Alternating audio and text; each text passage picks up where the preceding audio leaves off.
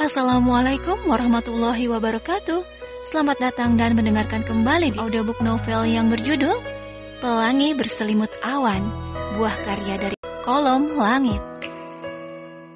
Episode kelima, Kompromi. Selamat mendengarkan. Ini siapa yang masak? Enak sekali rasanya, tanya Bu Sofi. Tidak biasanya yang merasakan menu sarapan seenak ini di rumah. Bik Minah menuang jus apel ke dalam gelas, ia geser ke hadapan sang majikan. Itu Mbak Pelangi yang masak, Bu. Pagi-pagi sekali Mbak Pelangi sudah ke dapur.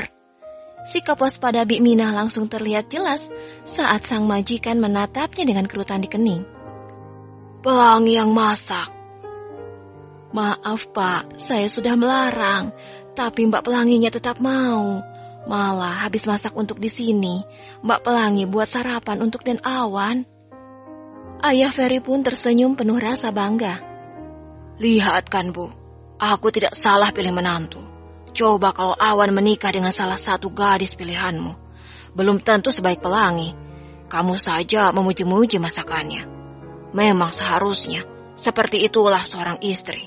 Mau memasak sendiri untuk suaminya. Mendadak wajah Ibu Sofi berubah kesal mendengar ucapan suaminya. Mas sengaja menyindir aku, mentang-mentang aku tidak pernah memasak? Apa hebatnya memasak? Semua orang juga bisa. Jadi kamu bisa masak, Bu? Tanya Ayah Ferry, membuat Bu Sofi seketika terdiam. Enak, Mas? Tanya Pelangi setelah melihat piring kosong. Biasa aja. Awan menjawab enteng.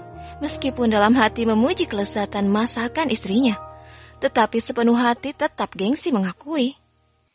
Awan menatap Pelangi dari ujung kaki ke ujung kepala. Teringat kemarin dirinya telah memperistri seorang gadis asing yang sama sekali bukan tipenya. Seorang gadis muda yang terbalut gamis dan kerudung. Boleh gue tanya sesuatu? Anggukan kepala dipilih Pelangi sebagai jawaban. Kenapa lo mau nikah sama orang asing? Hati Pelangi mencelos mendengar pertanyaan bernada sarkas yang terlontar dari bibir suaminya. Semua orang termasuk Awan pasti menduga hal yang sama, bahwa Pelangi dan keluarganya adalah gadis materialistis. Pelangi menatap Awan lekat. Sebelum aku memberi jawaban, apa boleh panggilannya dirubah? Jangan lo gue, aku tidak terbiasa. Maaf. Elah, panggilan aja protes. Gerutu Awan dalam hati. Meskipun suara Pelangi terdengar sangat lembut, namun begitu dalam menancap ke hatinya.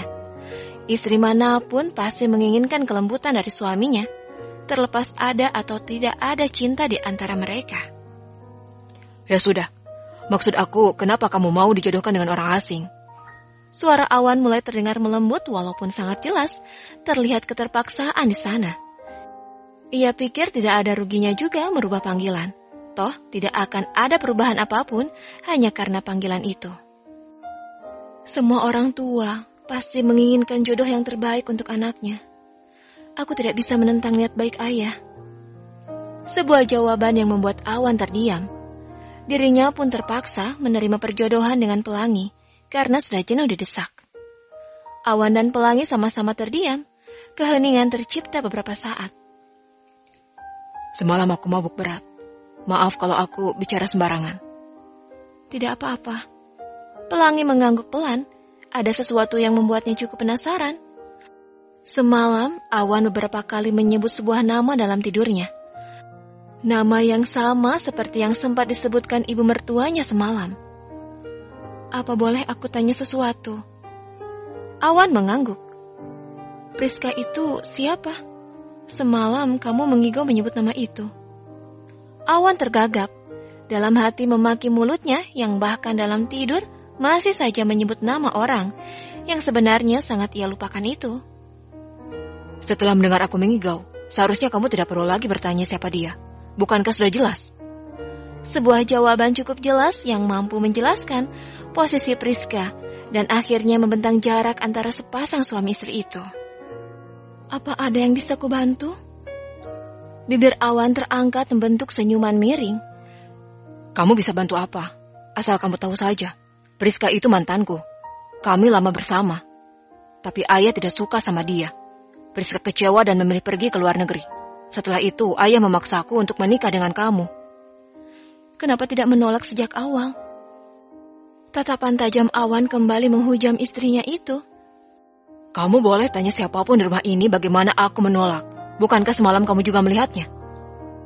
Pelangi kembali membungkam, mendiamkan dirinya dan menghilang secara tiba-tiba di resepsi pernikahan mereka adalah bentuk protes, sekaligus penolakan paling jelas yang dilakukan Awan. Karena kita sama-sama terpaksa, jadi kurasa kita bisa saling berkompromi. Lanjut Awan. Kompromi?